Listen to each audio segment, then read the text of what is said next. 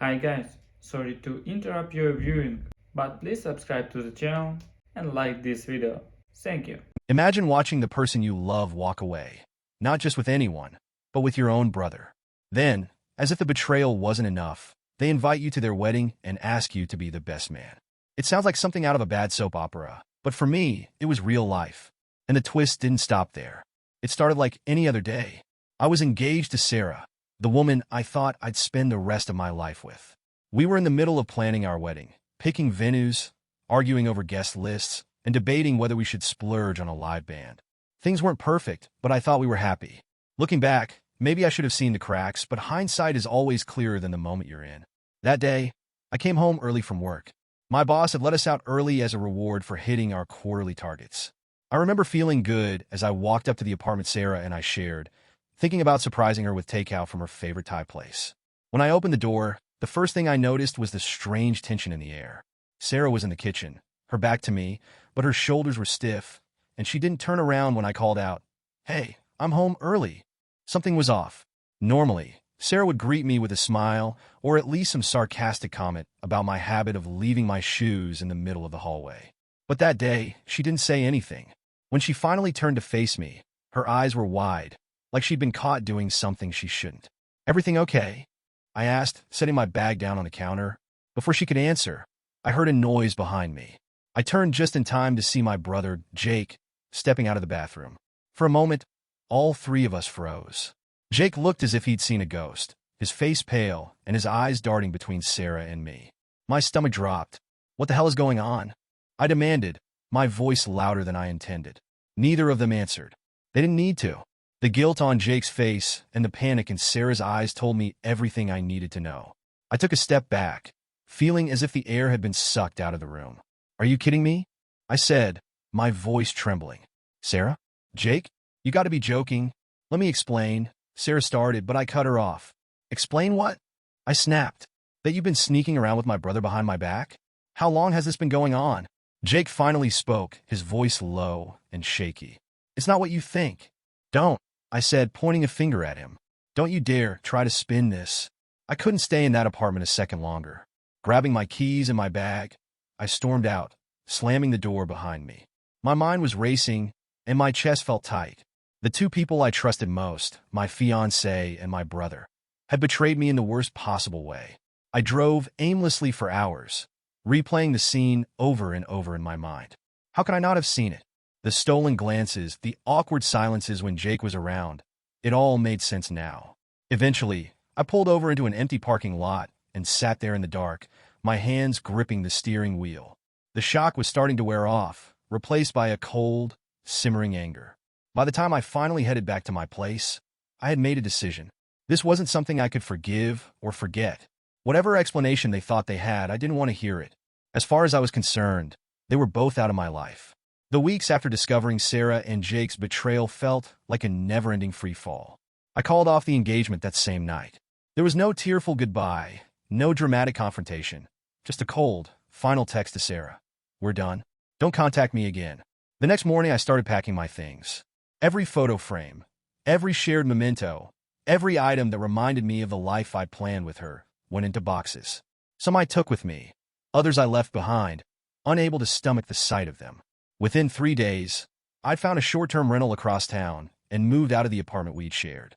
It felt surreal, like I was watching someone else's life fall apart. I went through the motions, but everything seemed muffled, as if I were underwater. Friends reached out, offering their support, but I didn't have the energy to explain the situation over and over. Instead, I threw myself into work, filling my days with projects and deadlines to keep my mind from spiraling. My parents, however, were a different story. As soon as they found out what had happened, they insisted on getting involved. My mom called me the day after I moved out, her voice full of concern. "Your dad and I heard about what happened," she said carefully, as if saying the words out loud might break me. "We're so sorry, honey. This is awful." For a moment, I felt a flicker of hope. Maybe they were on my side. Maybe they understood the gravity of what Jake and Sarah had done. But then she continued, "Jake's been calling us too. He feels terrible about everything. Maybe you should talk to him." "Talk to him?" I repeated, my voice cold. "Why on earth would I do that?" "He's your brother," she said, as if that was supposed to erase everything. People make mistakes. Stealing my fiancé isn't a mistake, Mom, I snapped. It's a choice. A deliberate, calculated choice. Despite my clear boundaries, my parents kept pushing for reconciliation.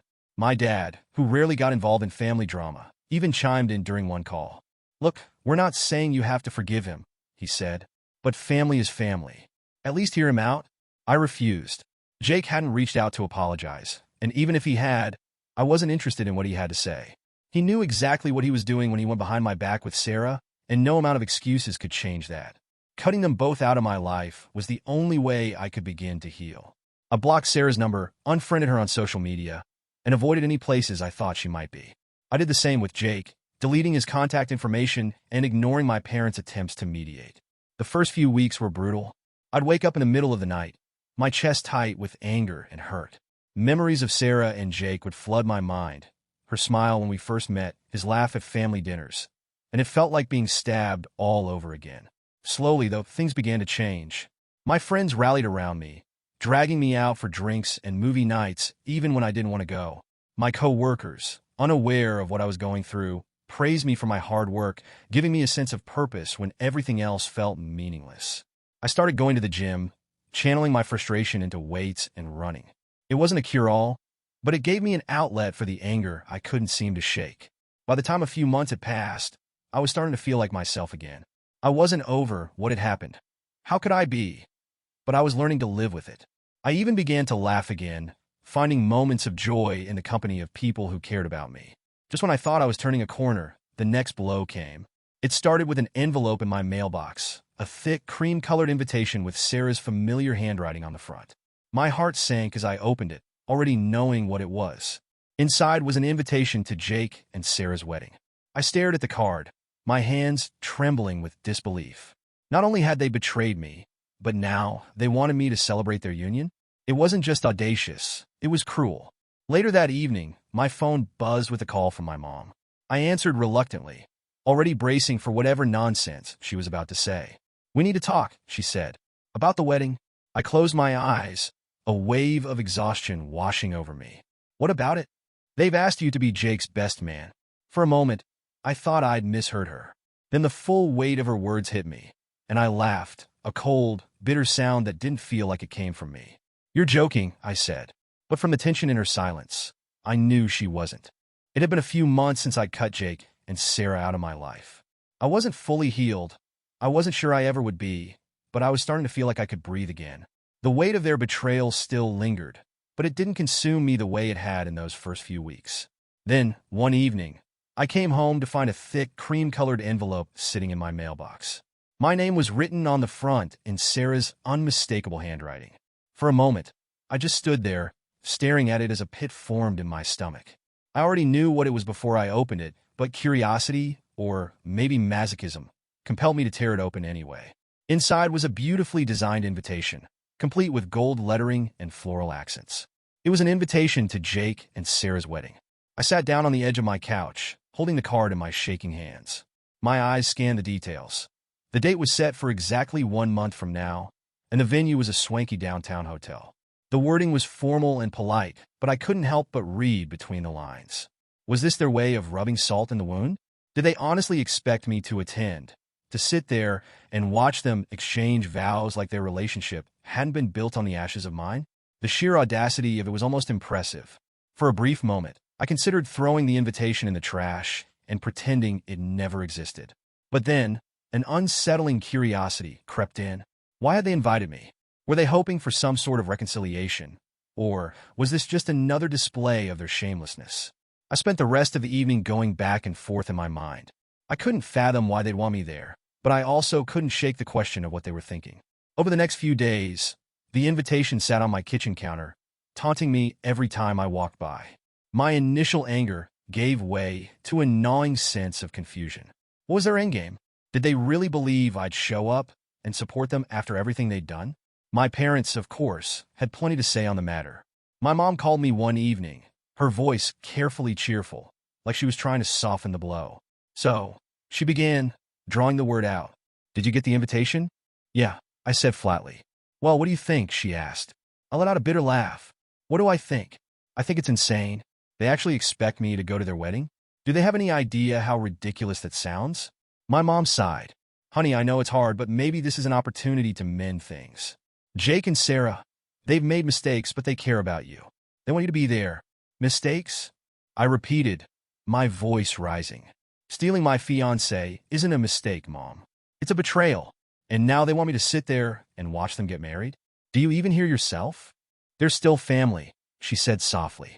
Not to me, I snapped, hanging up the phone. That conversation only fueled my anger. But beneath the fury, there was a flicker of something else, curiosity. I couldn't help but wonder if they truly believed this wedding was a way to fix things. Did they think inviting me would somehow absolve them of their actions?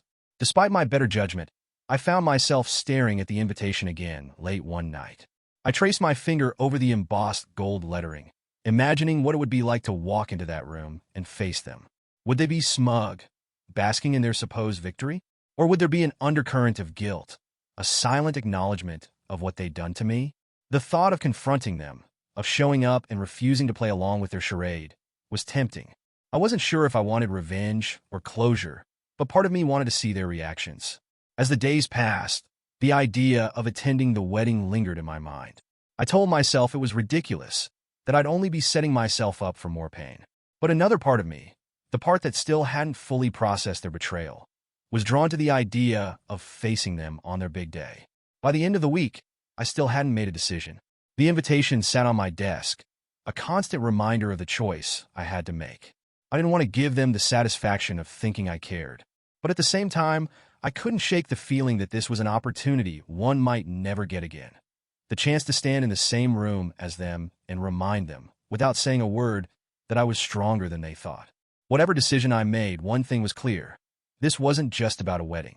It was about reclaiming my narrative, my dignity, and my sense of self. And whether I went or not, I was determined to come out of this stronger than I'd ever been. A week after receiving the wedding invitation, I got a call from my mom. Her voice was calm, almost cheerful, which immediately put me on edge. We should have lunch, she said. There's something we need to discuss. I hesitated. I knew her well enough to sense this wasn't just a casual invitation. But curiosity, or maybe a deep-seated sense of obligation, got the better of me, and I agreed. When I arrived at the small family diner where we'd arranged to meet, both of my parents were already seated. My mom greeted me with an overly bright smile, while my dad looked uncharacteristically nervous. After some awkward small talk and half-hearted attempts to ask about my work, my dad finally cut to the chase. Jake and Sarah have a request, he said, his tone careful. I raised an eyebrow, already dreading whatever was about to come next. What kind of request? My dad exchanged a glance with my mom before clearing his throat. They want you to be Jake's best man at the wedding. I nearly choked on my drink. For a moment, I thought I'd misheard him. I'm sorry, what? They think it would mean a lot to the family. My mom chimed in, her voice soft and pleading. It's a chance to mend things, to put the past behind us. I laughed, bitter, harsh, and entirely humorless. Mend things? Are you serious? He stole my fiancée. And you want me to stand up there, smile for the cameras, and give a toast? My mom reached across the table, her eyes shining with that particular brand of maternal guilt-tripping I'd grown up with. Honey, we're not saying it will be easy, but think about what this could mean for the family. We need to move forward, and this is a way to do that. I leaned back in my chair, crossing my arms. Let me get this straight. Jake and Sarah betrayed me in the worst possible way. And now they want me to help them celebrate their love story? That's incredible. Really? My dad, who had been quiet for most of the conversation, finally spoke up. I know this is a lot to ask, he said, his voice low. But Jake regrets what happened. He wants to make things right, and he thinks this is a step in that direction. I stared at him, incredulous. Make things right? By asking me to be his best man? That's not making things right. It's adding insult to injury. My mom clasped her hands together, her expression desperate. Please, just think about it. We're a family, and families stick together. I shook my head, letting out a bitter sigh. Funny how you're all about family now, after everything that's happened. My mom flinched and my dad's jaw tightened, but neither of them had a response to that. The silence stretched uncomfortably between us. Eventually, I pushed my chair back and stood up. I don't need to think about it, I said firmly. The answer is no. Honey, wait, my mom said, her voice trembling. But I didn't stop. I grabbed my coat and walked out of the diner, my anger simmering just below the surface. I couldn't believe their audacity. Asking me to attend the wedding was bad enough. But this was a new level of delusion.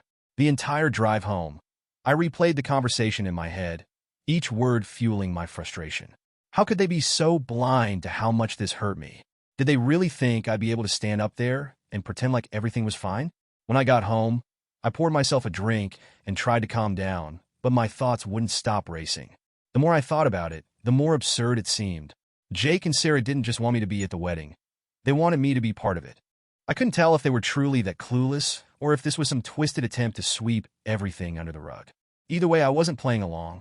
Over the next few days, my parents kept calling, leaving voicemails that ranged from pleading to frustrated. My mom's messages were filled with emotional appeals.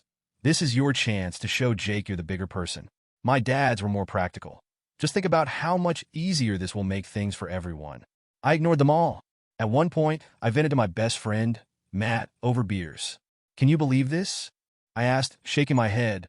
They actually want me to be Jake's best man. Matt's eyes widened, and then he let out a low whistle. Wow, that's bold. Bold is one word for it, I muttered. He took a sip of his beer, then leaned back in his chair. So, what are you going to do? Nothing, I said firmly. I told them no, and that's the end of it. Matt raised an eyebrow. You sure about that? Because knowing your family, I'm guessing they're not going to drop this anytime soon. I hated that he was right. But no matter how much pressure they put on me, I wasn't going to cave. This was my line in the sand, and I was determined not to let them cross it. The lunch with my parents left me seething, but more than that, it left me conflicted. Their request for me to be Jake's best man wasn't just outrageous. It was absurd. Yet, no matter how many times I replayed the conversation in my head, I couldn't shake the weight of it. I had been clear about my answer. No. But apparently, that wasn't enough for them. Over the next week, my phone became a constant source of frustration. My mom sent me long, heartfelt texts about family, forgiveness, and moving forward. My dad's messages were shorter, focused on practicality and avoiding further drama. This is your chance to show everyone how strong you are, one of my mom's messages read. Think about how much easier this will make things for the family in the long run, my dad wrote. Each time my phone buzzed, my anger reignited. I didn't need to prove my strength to anyone, least of all to the people who had betrayed me. And the idea that my participation would make things easier was laughable. Easier for whom? Certainly not for me. One evening, after another series of messages from my mom, I called Matt to vent. He didn't bother hiding his disbelief when I told him the situation. They want you to be his best man?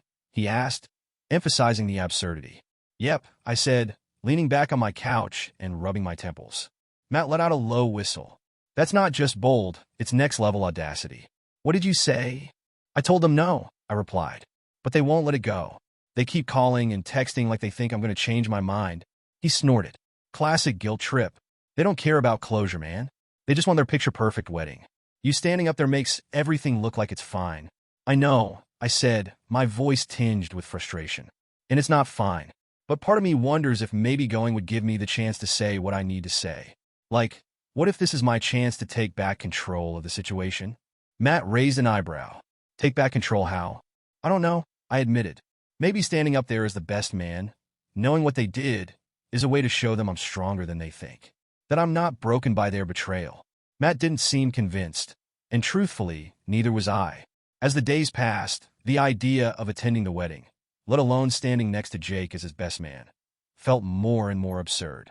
But there was still that nagging voice in the back of my mind, whispering questions I couldn't ignore. What if going gave me the closure I didn't even realize I needed? What if this was my opportunity to finally confront Jake and Sarah in a way that couldn't be brushed aside? I spent hours weighing the pros and cons, going back and forth in my mind. On one hand, attending the wedding felt like a betrayal of myself. How could I stand there and act like everything was fine when it was anything but? On the other hand, avoiding the wedding entirely might feel like running away, like giving them the power to keep me in the shadows. One night, I found myself staring at the invitation again. The cream-colored card sat on my desk, its gold lettering practically mocking me. I picked it up and turned it over in my hands, half expecting the answer to my dilemma to be written on the back. The truth was I didn't know what I wanted. I didn't want to forgive them, but I also didn't want to let their actions define me. And I definitely didn't want to give them the satisfaction of thinking they'd won. By the time I finally went to bed that night, my mind was no closer to a decision. I lay awake, staring at the ceiling, wondering if there was any way to come out of this without feeling like I'd lost something important. It wasn't just about the wedding anymore. It was about reclaiming my sense of self, of proving to myself, and to them, that I was more than the sum of their betrayal. But how could I do that without sacrificing my dignity in the process? The next morning I called my mom. Her voice lit up when she answered, clearly expecting me to give in. "I'm not saying yes," I began, cutting off her enthusiastic greeting. "But I'm willing to think about it, on one condition." "What's that?" she asked, her tone cautious. "I'm doing this for me," I said firmly. "Not for Jake, not for Sarah, and definitely not for some picture-perfect wedding. If I go, it's on my terms." There was a pause on the other end of the line, and then she said, "Of course. Whatever you need." I hung up, still unsure if I'd made the right choice. Agreeing to consider their request felt like opening a door I wasn't sure I wanted to walk through. But one thing was certain. If I went to that wedding, it wouldn't be to make things easier for them. It would be to remind them, and myself, that I was stronger than they ever gave me credit for. In the weeks leading up to the wedding, I told myself 1,000 times that this wasn't about them. It wasn't about Jake and Sarah or my parents or the guests who would smile politely and pretend like everything was fine. This was about me. It was about walking into that room and proving that I wasn't broken by their betrayal, that their actions didn't define me. On the morning of the wedding, I stood in front of my mirror adjusting the tie that felt like a noose around my neck. The weight of what I was about to do hung heavy on my shoulders. Part of me still couldn't believe I'd agreed to this. Another part of me was determined to see it through. As I arrived at the venue, I couldn't help but notice how extravagant everything was. The entrance was lined with cascading flowers, the kind you'd see on the cover of a wedding magazine. Guests in expensive suits and dresses mingled in the grand foyer, sipping champagne and chatting about how beautiful everything looked. I felt out of place, like a character in the wrong story. When I walked into the bridal suite to join the wedding party, Jake turned to me with a nervous smile. "Hey," he said, his voice unsure. "Jake," I said flatly, keeping my expression neutral. For a moment, he looked like he wanted to say something else, but he hesitated, and the moment passed. Sarah entered the room a few minutes later, radiant in her gown. She glanced at me, but quickly looked away, her expression unreadable. The ceremony itself was beautiful, at least on the surface. The decorations were flawless, the music was elegant, and the officiant spoke with a warmth that made the whole thing feel personal. Guests dabbed at their eyes as Jake and Sarah exchanged vows, their words dripping with promises of love and fidelity. I sat there, my face a mask of composure, while my mind churned with memories of the life I'd once planned with Sarah. Seeing her pledge her love to Jake felt like a slap in the face, but I refused to let my emotions show. After the ceremony, the reception hall was buzzing with energy. The room was decorated with an opulence that matched the rest of the event, from the towering floral centerpieces to the shimmering chandeliers. Guests clinked glasses and toasted to Jake and Sarah's happiness, their laughter and chatter filling the air. I kept to myself for most of the evening, avoiding unnecessary conversations and nodding politely whenever someone addressed me. I knew why I was there, and it wasn't to make small talk. When the time came for the speeches, I felt every eye in the room turn to me as I stood and picked up the microphone. My heart was pounding, but I kept my expression calm. "Jake, Sarah," I began, my voice steady. "I've struggled a lot with what to say today, but I realize that this isn't about the past. It's about the future." A murmur rippled through the room as I paused, letting the weight of my words settle. I saw Jake shift uncomfortably in his seat, and Sarah's smile faltered ever so slightly. "The future," I continued, "is unpredictable. It can be challenging, full of unexpected twists and turns. But it's also where we find our strength. It's where we decide who we want to be and what kind of lives we want to build." I glanced around the room, making eye contact with a few guests who were watching me intently. "Jake and Sarah, you've made a choice today, a choice to build a future together. And no matter what anyone says or thinks, that choice is yours to make." My words were measured, each one deliberate. I wasn't there to cause a scene or ruin their day, but I also wasn't there to let them off the hook. "I won't pretend this is easy for me," I said, my voice softening. "But I've learned that sometimes the hardest things in life teach us the most about ourselves. So, I wish you both the strength to face whatever comes your way and the courage to grow from it."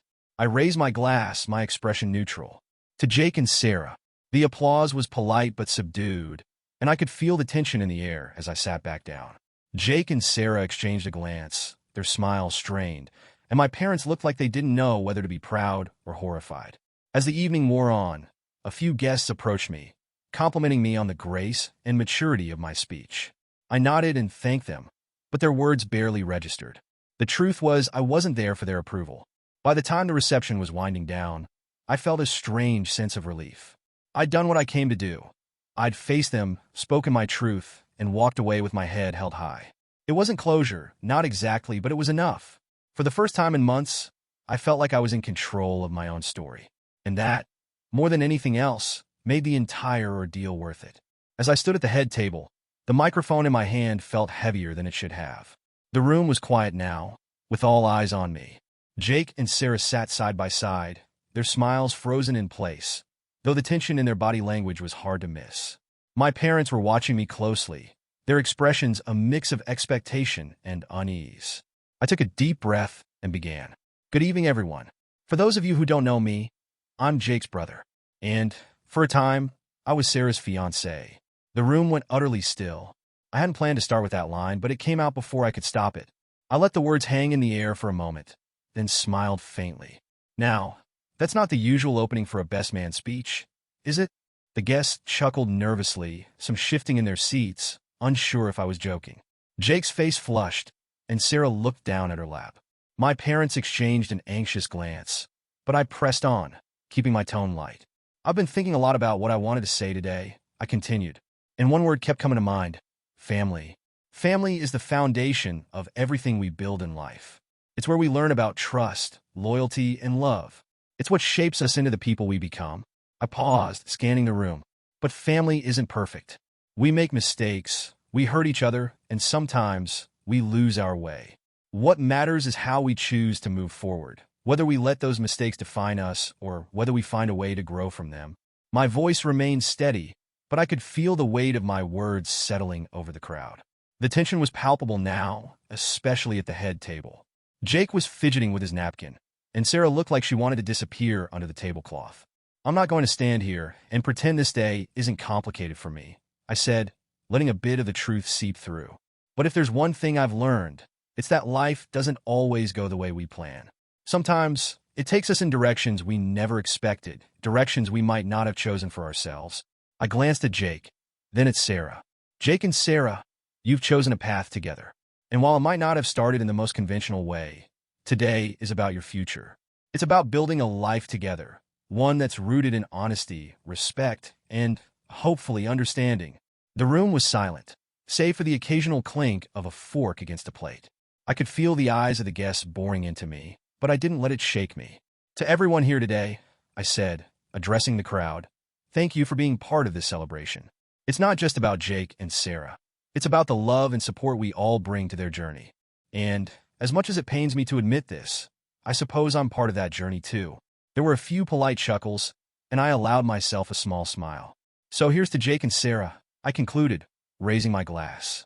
May your future be filled with lessons learned, love that grows stronger with time, and a family that supports you, even when it's not easy. Cheers! The applause was hesitant at first, but it grew as the guests processed my words. I sat down, feeling a strange mix of relief and exhaustion. I'd said my piece, just enough to sting, but not enough to ruin their day. Across the table, Jake looked like he wanted to say something, but couldn't find the words. Sarah avoided my gaze altogether, her face pale. My parents, meanwhile, looked distinctly uncomfortable, their earlier optimism replaced by a strained silence. As the night went on, a few guests approached me to comment on the speech. That was really mature of you, one woman said, her smile sympathetic. You handled it so gracefully, another guest added. I nodded and thanked them, but inside, I felt anything but graceful. It had taken every ounce of restraint to keep my composure up there, to deliver a speech that didn't completely unravel the illusion of their perfect day. Later, as I sat in the corner nursing a drink, I let myself reflect on what I'd done. The speech hadn't been for them. It had been for me. It was my way of reclaiming the narrative, of showing them that I wasn't the broken, bitter person they might have expected me to be. For the first time in months, I felt a sense of closure. Not complete, not perfect, but enough to take the next step forward. And that, I realized, was all I really needed. The wedding had ended hours ago.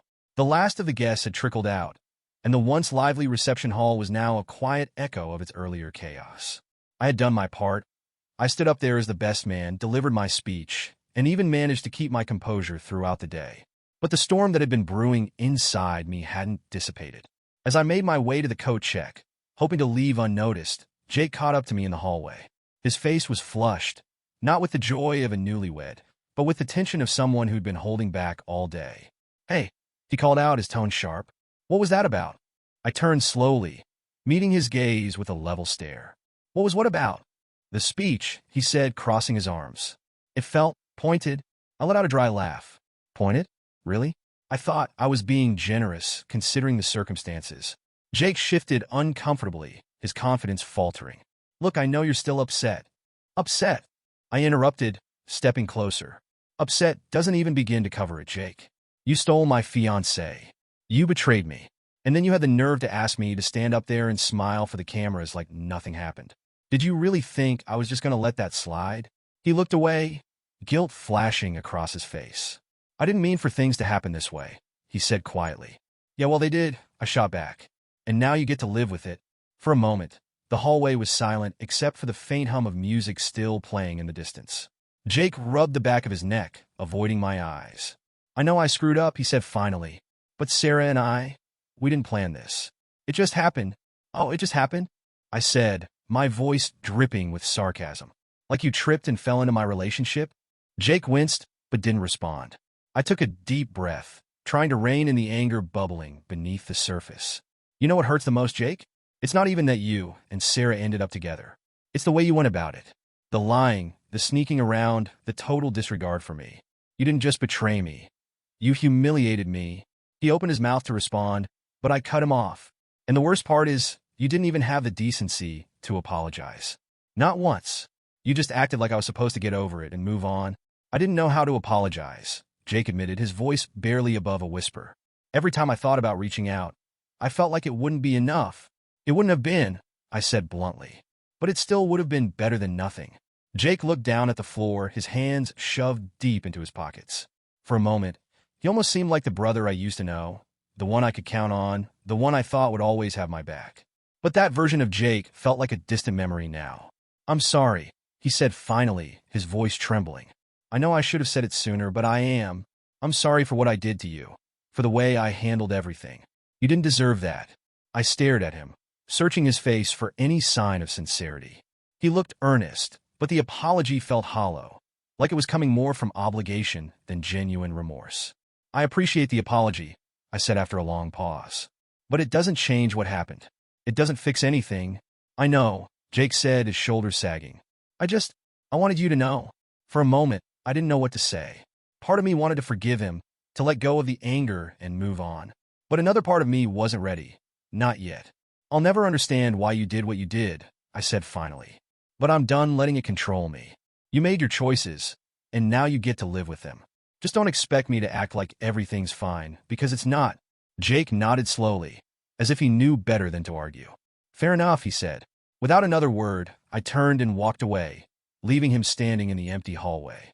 As I stepped out into the cool night air, I felt a strange sense of relief. The confrontation hadn't resolved everything, but it had given me a chance to say what I needed to say.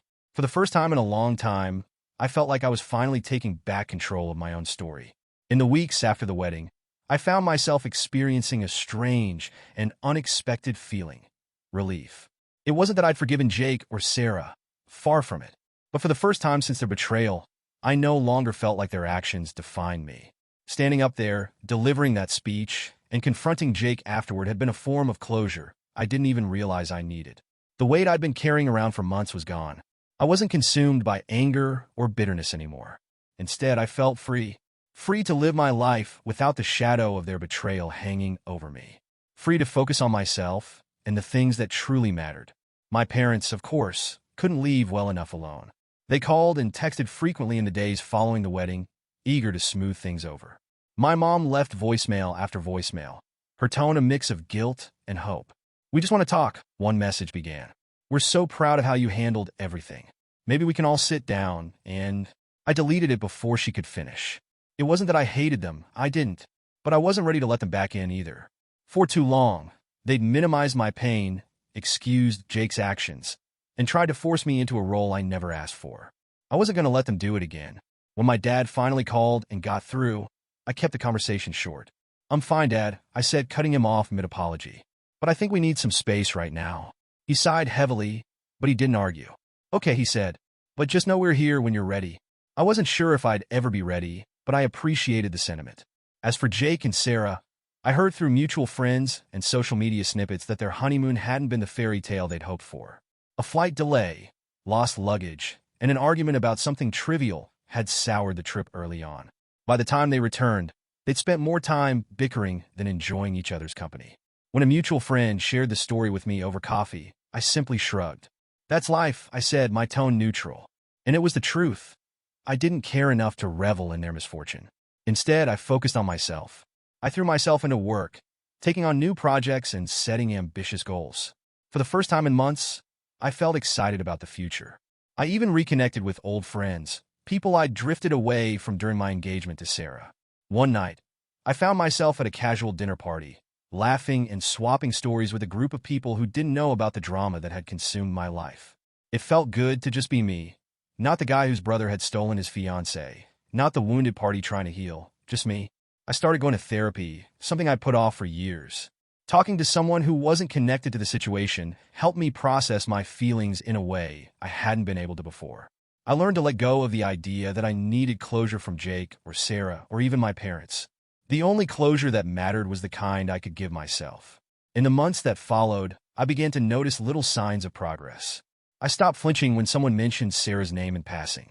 I no longer felt a pang of anger when I saw Jake's face in old family photos. The betrayal was still a part of my story, but it wasn't the headline anymore. One afternoon, as I was cleaning out my apartment, I came across a box of items from my engagement to Sarah. Old photos, cards, little mementos of a life we planned but never lived. For a moment, I considered throwing the entire box in the trash. But then I hesitated. Those items weren't just reminders of betrayal. They were reminders of a time when I was happy, when I believed in the future I was building. And while that future hadn't panned out, it had taught me something important. I was capable of love, and one day, I'd find it again. So, instead of throwing the box away, I tucked it into a corner of my closet. Not as a shrine to the past, but as a quiet acknowledgement of where I'd been and how far I'd come. By the time the holidays rolled around, I felt like a different person. Stronger, more self-assured, and more at peace with myself. My parents invited me to the family Christmas gathering, but I declined. "Maybe next year," I said, and for the first time I meant it. Life wasn't perfect, it never is, but it was mine. And that was enough. Looking back, I realized that the wedding wasn't the end of my story. It was the beginning of a new chapter. A chapter where I wasn't defined by what others had done to me, but by how I chose to move forward. And moving forward, I decided, was the best thing I could do. Looking back, I can see the wedding for what it truly was, a turning point. It wasn't about Jake or Sarah, despite how much of my pain was tied to them. It wasn't about my parents, even though their attempts to push for reconciliation had stirred up old wounds. The wedding wasn't about any of them. It was about me, standing up there as Jake's best man, delivering that speech, and confronting him afterward. It was my chance to reclaim my narrative. For too long, their betrayal had consumed me, making me question everything. My worth, my choices, my ability to trust again. But in that moment, I realized something important. Their actions might have broken me temporarily, but they didn't define me. Closure is a tricky thing. For months, I thought I needed an apology to heal.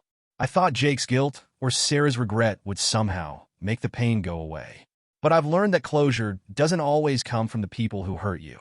Sometimes it comes from choosing to move forward, even when the past feels like a heavy weight dragging you down. For me, closure came in small, quiet ways. It came in the decision to go to therapy and face my pain head-on. It came in the moments of laughter with friends, where I felt like myself again. It came in the realization that their betrayal wasn't a reflection of my value. It was a reflection of theirs. One day, while cleaning out my closet, I found an old photo of Sarah and me. We were at the beach, smiling at the camera like we didn't have a care in the world. For a moment, I felt a pang of sadness, not for the relationship we'd lost, but for the person I'd been. I stared at the photo for a while before tucking it into a box with other keepsakes from that chapter of my life. I didn't throw it away. I didn't need to erase the past to move forward. My parents still call from time to time, trying to bridge the gap between us. I answer when I feel like it, but I no longer feel obligated to play the role of the dutiful son. I've set boundaries, and for the most part, they respect them. As for Jake and Sarah, I don't hear much about them anymore. Mutual friends occasionally drop tidbits about their life. Jake got a promotion at work, Sarah started a new hobby, but none of it stirs up the emotions it used to. They're just people I used to know, and that's all they'll ever be to me now. I've stopped wondering if their relationship will last, or if they'll ever regret what they did. It doesn't matter. Their choices are theirs to live with, just as mine are mine. Looking back, I'm proud of the person I've become. I've learned to trust again, though I'm more cautious about who I let into my life.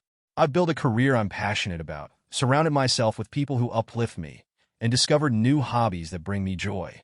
Most importantly, I've learned to let go. Not in the sense of forgetting what happened. I'll always remember, but in the sense of refusing to let it hold me back. The wedding wasn't the end of my story. It was the beginning of a new chapter.